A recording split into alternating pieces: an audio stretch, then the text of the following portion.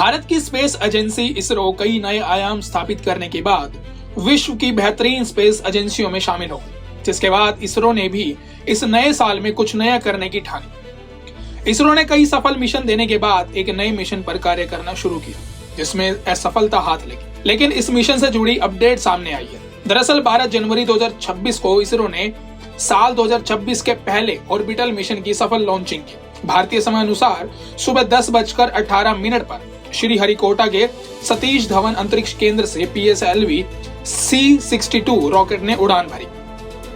उड़ान भरने के महज 8 मिनट के बाद रॉकेट तय रास्ते से भटक गया, जिसके बाद इसरो का यह मिशन असफल साबित हुआ। दरअसल PSLV C-62 तीसरी स्टेज में दाखिल हुआ, तब तकनीकी खामी के कारण रॉकेट रास्ता से भटक गया, जिसके बाद 16 सैटेलाइट गायब हो गए। 13 जनवरी को इस मिशन से जुड़ी नई अपडेट सामने आई है। इसी रॉकेट से एक सैटेलाइट भेजने वाली स्पेन की कंपनी ने कहा कि उसे इसका सिग्नल मिला है।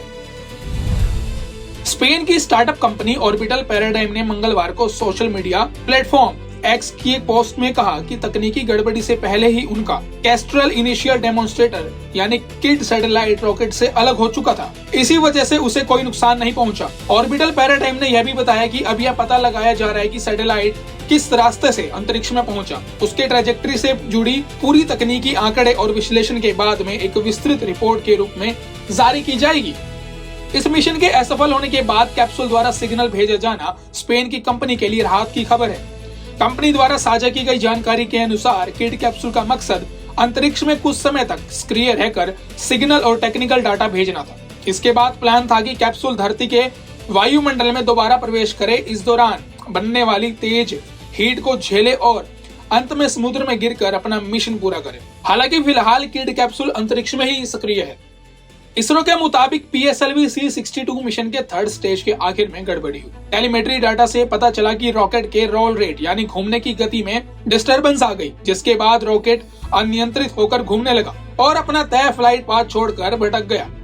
इसरो चेयरमैन V नारायण ने लॉन्च के बाद बयान जारी करते हुए कहा, मिशन में एक तकनीकी गड़बड़ी हुई है। शुरुआती स्टेज सामान्य थे, लेकिन तीसरे स्टेज यानी PS3 में चैम्बर प्रेशर अचानक गिर गया, जिसके कारण जरूरी थ्रस्ट नहीं मिल पाया।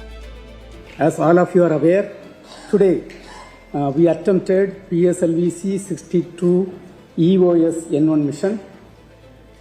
The PSLV is a 4-stage vehicle, and the first stage is a solid motor with 2 strap-ons.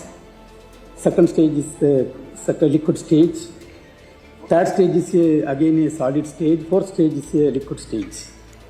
And the performance of the vehicle close to the 3rd stage was as expected and as predicted. And close to the end of the 3rd stage, we are seeing some disturbance in the vehicle, and there was a deviation in the path of the vehicle, and the mission could not proceed in the expected path. That is what is the information right now available. यह mission इसलिए खास था क्योंकि PSLV C-62 अपने साथ 16 satellites को साथ ले जा रहा था, जिसमें 8 भारतीय और 8 विदेशी सैटेलाइट हैं। इसमें फ्रांस, नेपाल, ब्राजील और यूके के सैटेलाइट शामिल हैं। PSLV C-62 के साथ जो 16 सैटेलाइट अंतरिक्ष में जा रहे थे, उनमें सबसे अहम Anvesha satellite, Ayulsat, MOI-1, IMJS satellite, जिन्हें भारतीय कंपनियों ने बनाया था। वहीं इस मिशन में किड ऑर्बिटल टेम्पल, जिसे स्पेन, मॉरिशस व अमेरिका ने तैयार किया था। इसके अलावा CGU-SAT-1 भारतीय कंपनी ध्रुव स्पेस का, LSC, HIT और थाईबॉल्ट 3 नेपाल का मूनल सैटेलाइट, SR-2 जैसे अन्य सैटेलाइट भी थे जो UAE और अमेरिका में बने थे। भारत के नजरिए से PSLV सबसे भरोसेमंद रॉकेट माना जाता है। इसरो ने PSLV से अब तक 63 उड़ानें पूरी की हैं, जिनमें चंद्रयान 1, मंगलयान, आदित्य L1 और एस्ट्रोसैट जैसे बड़े मिशन शामिल हैं। साल 2017 में PSLV ने एक ही मिशन में 104 सैटेलाइट्स लॉन्च करके वर्ल्ड रिकॉर्ड बनाया था। बहरहाल इसरो के इस मिशन में हाथ लगी असफलता को पूरे तरीके से असफल कहना ठीक नहीं होगा। हालांकि देखना होगा कि किड के द्वारा भेजे गए सिग्नल से इसरो क्या जानकारी जुटा पाता है और किस प्रकार इसरो एक नए मिशन के साथ कमबैक करे। फिलहाल के लिए इस खबर में इतना ही। देश और दुनिया की तमाम बड़ी खबरों के लिए देखते रहिए पंजाब केसरी टीवी। हमसे जुड़े रहने के लिए हमारे YouTube चैनल को सब्सक्राइब करें और नई वीडियो की नोटिफिकेशन के लिए बेल आइकॉन को दबाएं।